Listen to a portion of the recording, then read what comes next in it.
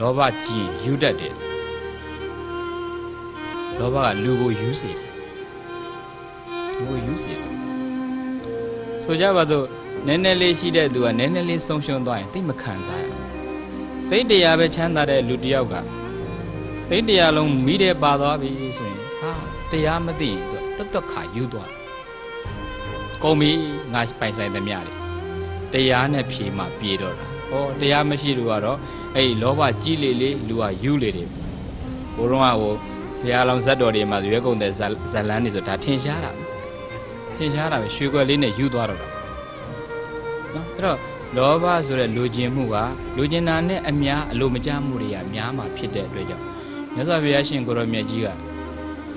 ချမ်းသာဆိုတာကတဲ့ရှိတိုင်းချမ်းသာတာမဟုတ်ဘူးချမ်းသာအောင်နေတတ်မှချမ်းသာတန်တုဋ္ဌိဆိုတဲ့စကားလုံးလေးကရောင်ရဲချင်းလို့တရက်ပြန်တာဒါမဲ့တချို့ကရောင်ရဲတာနဲ့အပြင်းထူတာကိုတော်ရောချို့အိုးရှိတာလေးနဲ့စားမှာပဲဒီနေ့တော့မိုးရွာတယ်အလုံးမလို့တော့စောင့်ကြုံပြီးအိတ်တယ်အဲ့ဒါရောင်ရဲတာမဟုတ်အဲ့ဒါအပြင်းထူတာလို့ခေါ်ပြင်းထူတာလို့ခေါ်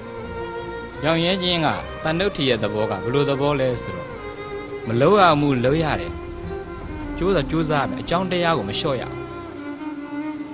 ကြိုးစားတဲ့အတိုင်းဖြစ်မလာတဲ့အကျိုးတရားအပေါ်မှာကျင့်တတ်အောင်နေတတ်တဲ့စိတ်ကိုတန်တုဋ္ဌိလို့ခေါ်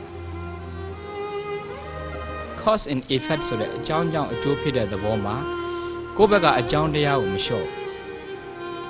ကိုကြိုးစားနိုင်တော့ကြိုးစားတယ်တခါတခါကြိုးစားတဲ့အတိုင်းဖြစ်မလာတာတွေအများကြီးရှိကြိုးစားတဲ့အတိုင်းဖြစ်မလာတဲ့အကျိုးရလဒ်အပေါ်မှာဘလို့အကျိုးရလဒ်မျိုးပဲလာပါစေအဲ့ဒီအကျိုးရလဒ်ကိုရင်ဆိုင်နိုင်တဲ့စွမ်းအားလက်ခံနိုင်တဲ့စွမ်းအားတန်တုဋ္ဌိ